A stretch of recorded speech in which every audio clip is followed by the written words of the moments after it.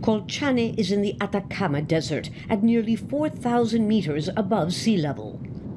The llamas outnumber the locals, the majority indigenous Aymaras who sell their wool and meat. Here there are no basic services, not even sewerage or electricity. So when more than 6,000 undocumented migrants suddenly began arriving from across the border with Bolivia 6 weeks ago, residents say they felt invaded. They entered my house and stole my things. They're human beings who are cold and hungry, but this is the government's responsibility, not ours. This Aymara woman's silver spoon faces upwards as a sign of anger. The number of migrants has more than doubled the number of residents here. When huge numbers of outsiders arrive with different customs, for example, sacking our homes, that produces a cultural clash. The migrants are penniless and exhausted.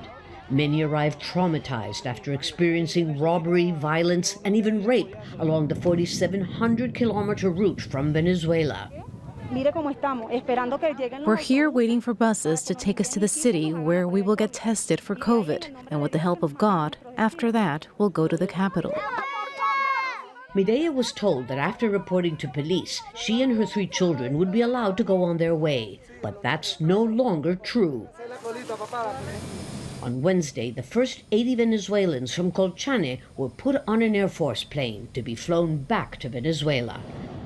An unprecedented government initiative to halt the influx of undocumented migrants.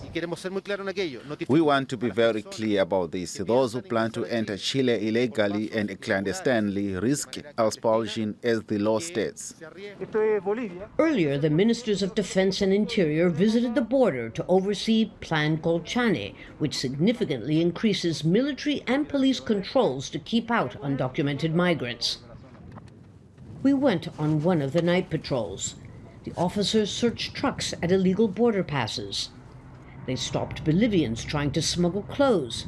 But for the first time in weeks, no migrants. I think the migrants are moving to other parts of Chile to enter because of the increased controls that we are carrying out. That makes it more difficult for them to enter through here. But as the government prepares to expel thousands more, Venezuelans are still getting through. These 5 young migrants arrived here yesterday. They have been walking, they say, for 25 days, and they already know of the Chilean government's plans to send them back to their home country if they're caught.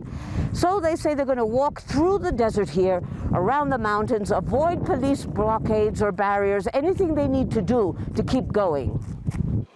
Others simply can't keep walking, like Naile, who brought her 10-year-old granddaughter, Ashley, to Chile to join her father.